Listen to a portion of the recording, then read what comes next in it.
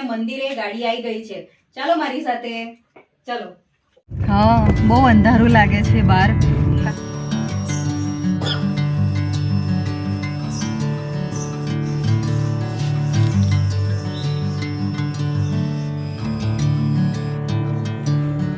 વડ સાવિત્રીની પૂજા મેં first time અહીંયા આફ્રિકામાં કરી છે અને મારી સૌથી સારી વસ્તુ શું છે ખબર? કે કપિલે આજે છે ને મારા માટે રજા રાખી છે વડ સાવિત્રી. યુવી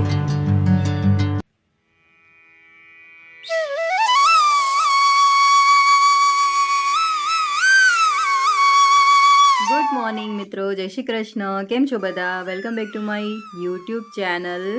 અને આજે છે વડ સાવિત્રી અને અમે પહેલી વડ સાવિત્રી એવી છે કે જે આફ્રિકામાં કરી રહ્યા છે.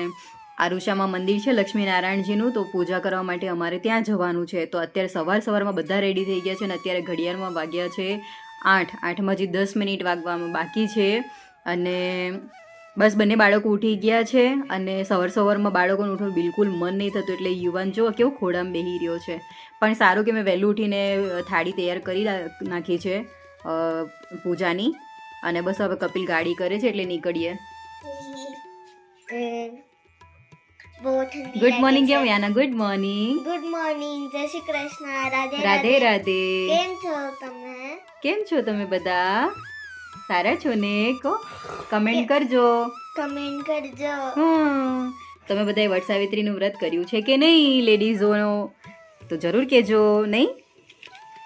અત્યારે હવે ગાડી આવે છે થોડી વારમાં અને પ્લેટ આપણે થાળી પૂજાની તૈયાર કરી કાઢી છે. અત્યારે બધી બહુ પરફેક્ટલી બધી વસ્તુ મળી નથી, પણ જેટલી મળી છે એટલી મેં લઈ લીધી છે. ફૂલ છે, દૂધ છે, પછી સોપારી છે, કપૂર છે, બધી જે બેઝિક વસ્તુ છે એ તો બધી મેં લઈ લીધી છે. પણ મને પાન હજી મળ્યા નથી, તો કદાચ જોઈએ ત્યાં મળી જાય તો. બાકી બધું રેડી જ છે.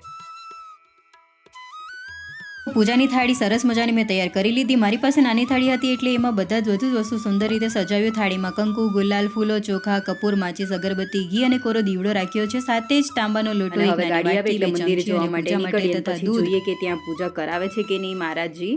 અને ના કરાવે તો પછી આપણે જાતે જ કરવું પડશે. આમ તો દર વર્ષે ત્યાં મંદિરમાં પૂજા કરી હોય એટલે આવડતું જ હોય છે, પણ જ્યાં સુધી મહારાજ પૂજા કરાવે ત્યાં સુધી સારું. આમ તો હવે જોઈએ ગાડી આવે એટલે ફટાફટ આપણે નીકળીએ. ઓકે ચાલો, તો હું હવે રેડી તો થઈ જ ગઈ છું. હવે આપણે નીકળીએ સાથે ચલો.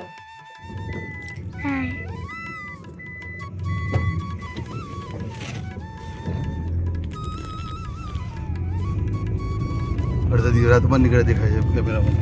હા, બહુ અંધારું લાગે છે બહાર, કારણ કે એકદમ ઘાવર છે ને, એટલે સવારે 8 વાગ્યા છે પણ એમ લાગે છે જાણે 6 વાગ્યા હોય ને એવું લાગે છે.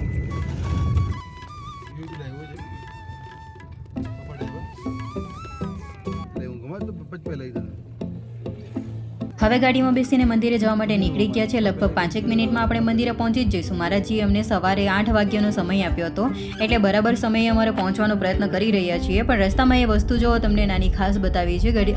અત્યારે ઘડિયાળમાં વાગ્યા છે 8 અને આ જુઓ ભાઈ અહીંયા પ્રેક્ટિસ કરી રહ્યા છે. અને ખરેખર આવા નજારા બહુ ઓછા જોવા મળે છે. અને સવારમાં નીકળે તો એનું વ્યૂ એકદમ સરસ મજાનું હોય છે અને ધુમ્મસ છવાયેલું હોય છે. બટ તોય લોકો પોતાના નોકરી ધંધે જાય છે નહીં. અને પછી અમે બધું જોતા સીધા પહોંચી ગયા મંદિરે. અને હવે આપણે કરવાની છે વડ સાવિત્રીની પૂજા. મહારાજજી અમને સવારે જ મંદિરમાં મળી ગયા હતા, કારણ કે એમને લગભગ 9:30 વાગ્યે બીજી જગ્યાએ જવાનું હતું, એટલે એમણે ખાસ અમને સવારે 8 વાગ્યાનો જ સમય આપ્યો હતો.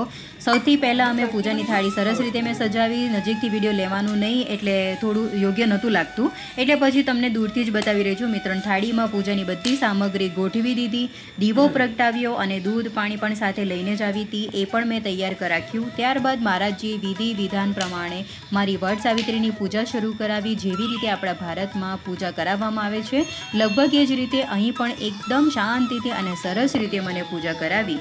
એક વાત મને અહીં અલગ લાગી કે મંદિરમાં આજે છે ને બહુ ઓછી સ્ત્રીઓ હતી. ઓછી મતલબ લગભગ હું એકલી જ હતી, કોઈ દેખાતું જ નહોતું. અને કદાચ મોટાભાગના લોકો ઘરે જ પૂજા કરતા હશે મારા ખ્યાલથી, એટલે મંદિરે કોઈ દેખાયું જ નહીં. અને બીજી ખાસ વાત એ હતી કે અહીંયા વટનું ઝાડ નહોતું પરંતુ પીપળાનું ઝાડ હતું. મહારાજજીએ કહ્યું કે વિધિ પ્રમાણે પીપળાના વૃક્ષ પાસે પણ પૂજા કરી શકાય છે, એટલે પછી મેં પીપળાના ઝાડ પાસે જ મારી વડ સાવિત્રીની પૂજા કરીને વ્રતનો સંકલ્પ લીધો. ત્યાંથી જ મારા વ્રતની શરૂઆત કરી. પૂજા કરતી વખતે તો મને એક ક્ષણ માટે માટે પણ એવું લાગ્યું નહીં કે હું આફ્રિકામાં છું. મહારાજજીએ એટલી સુંદર રીતે વિધિ વિધાન સાથે પૂજા કરાવીને કે જાણે હું ભારતમાં જ બેઠી હોવ અને એવી લાગણી થઈ. પૂજા પૂરી થઈ પછી મહારાજજીએ મને એક ખૂબ સરસ વાત કહી.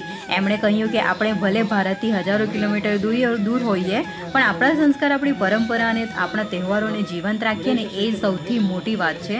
અને આ વાત ખરેખર મારા દિલને ખૂબ જ સ્પર્શી ગઈ. તો ચાલો મિત્રો, હવે તમે પણ મારી સાથે આ પવિત્ર પૂજામાં જોડાઈ જાઓ અને આ ફેરાના દર્શન કરો. ભગવાન તમારી અને તમારા પરિવાર પર હંમેશા પોતાની કૃપા અને આશીર્વાદ જાળવી રાખે.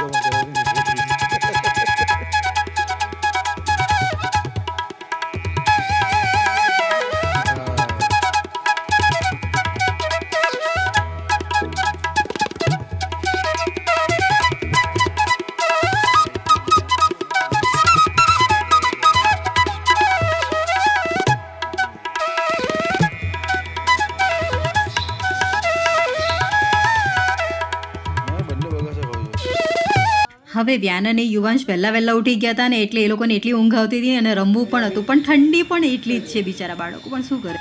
તો હવે મારી વટ સાવિત્રીની પૂજા સંપૂર્ણ રીતે પૂર્ણ થઈ ગઈ છે. વિધિ વિધાન પ્રમાણે પીપળાના વૃક્ષની પરિક્રમા પણ કરી લીધી છે અને આજે મને ખરેખર ખૂબ જ શાંતિ અને આનંદ મળ્યો કહેવાય છે આજે તો.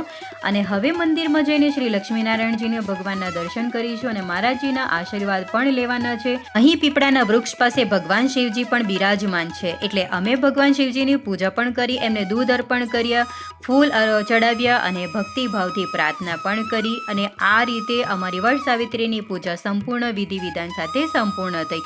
ભગવાન શંકરજી અને માતા પાર્વતીના આશીર્વાદ સૌના જીવનમાં સુખ, શાંતિ, સારા સ્વાસ્થ્ય અને અખંડ સૌભાગ્ય લઈને આવે એવી પ્રાર્થના પણ કરી છે.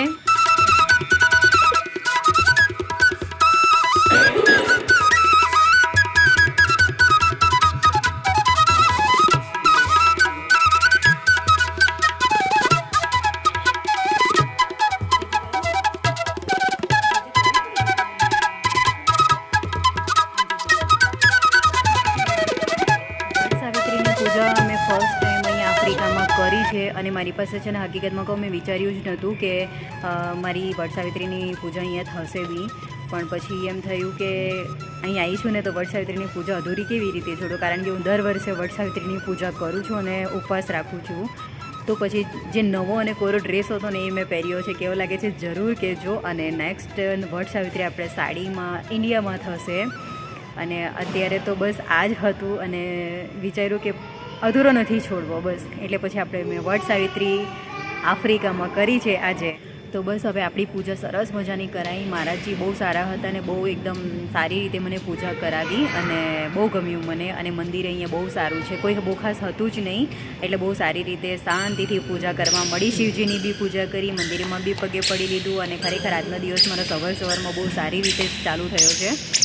અને બસ હવે આપણે ઘરે નીકળીએ છીએ. તો ચાલો એક ઝલક તમને અત્યારે અહીંયા મંદિરનો બતાવી દઉં છું. અત્યારનો સવારનો સમય છે એટલે મંદિરમાં એકદમ શાંતિપૂર્વક વાતાવરણ છે અને મહારાજજી પોતાના નિયમિત પૂજામાં વ્યસ્ત છે અને મંદિરના સેવક લોકો પણ પોતાના કામકાજ કરી રહ્યા છે. હાલ તો ભક્તોની ખાસ ભીડ જોવા મળતી નથી, કદાચ થોડા સમય પછી લોકો દર્શન માટે આવતા જ હશે. એટલે અમને પણ ખૂબ જ શાંતિપૂર્વક પૂજા કરવાનો અવસર મળ્યો.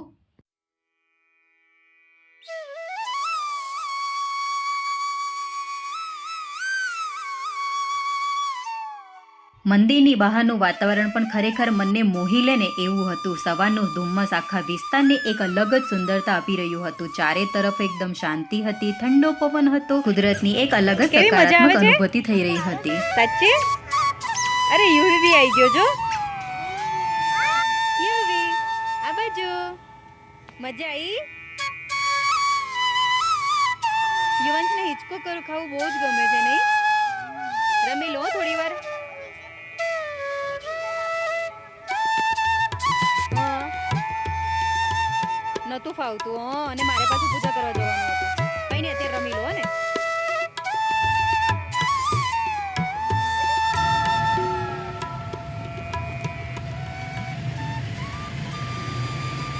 કપિલ આજે છે ને ગાર્ડનમાં બાળકોને રમાડી રહ્યા છે અને આજે છે ને કપિલે સૌથી સારી વસ્તુ શું છે ખબર?